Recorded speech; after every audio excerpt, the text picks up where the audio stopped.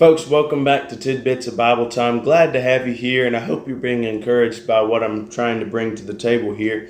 We've got another tidbit in my Bible time. I read in 1 Corinthians 14 and starting in verse 18. So I'm going to go ahead and read that to you, and we're going to talk about it. This is Paul speaking. I thank my God I speak with tongues more than ye all. Yet in the church I had rather speak 5 words with my understanding than by my voice I teach others also than 10,000 words in an unknown tongue. Brethren, be not children in understanding, howbeit in malice be ye children, but in understanding be men. In the law it is written, with men of other tongues and other lips will I speak unto this people, and yet for all that they will not hear me, saith the Lord. Wherefore tongues are a sign to them, not to them that believe, but to them that believe not. But prophesying serveth not for them that believe not, but for them that believe. So the concept that we're looking at here, I have noticed a lot of people like the idea of speaking in tongues. I guess it gives them a superiority over people, or something like that, or an extra gift is the idea that they get. But not that tongues don't have their place. I believe people have the gift of speaking in tongues, and God has used people to speak in tongues, at least in my life, at different points in time. But it was not for me to be able to hear the Word of God, because it was to help someone who needed to hear the Word of God in their own language. He used it for them to be able to believe.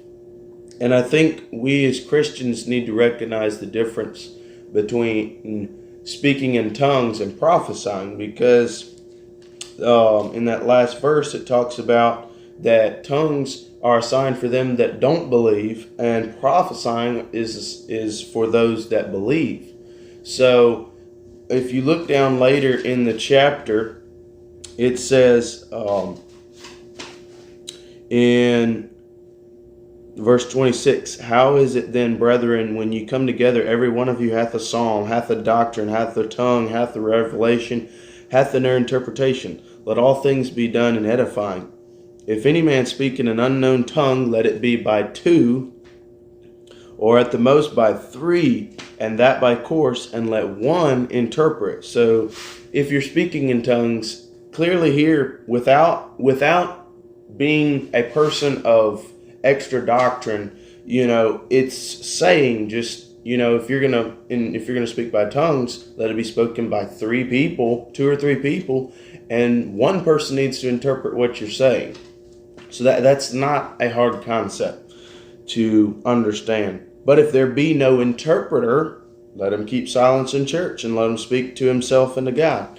So I'm not saying I'm against speaking in tongues, but it is a concept here biblically that if you're going to speak in tongues, you're focused on what that it's being interpreted properly, and that people are of understanding. And not just like, oh, he's speaking in tongues, I don't know what he's saying. So, and then one more verse down here. For God is not the author of confusion, but of peace in all churches. And verse 37, if any man think himself to be a prophet or spiritual, let him acknowledge the things that I write unto you are the commandments of the Lord. But if any man be ignorant, let him be ignorant. Wherefore, brethren, covet to prophesy, and forbid not to speak with tongues. So it says here, don't forbid to prophesy or speak in tongues. It's not something we should refrain from doing. But when we do it, if we have the gift of either, but specifically of speaking in tongues, let's do it decently and in order, because the verse 40 says, let all things be done decently and in order. So, folks, there's a little tidbit of Bible time. Hope you're encouraged, and I'll see you next time on Tidbits of Bible Time. Go out and read the Bible for yourself daily, and from now on, and I'll see you next time on the channel.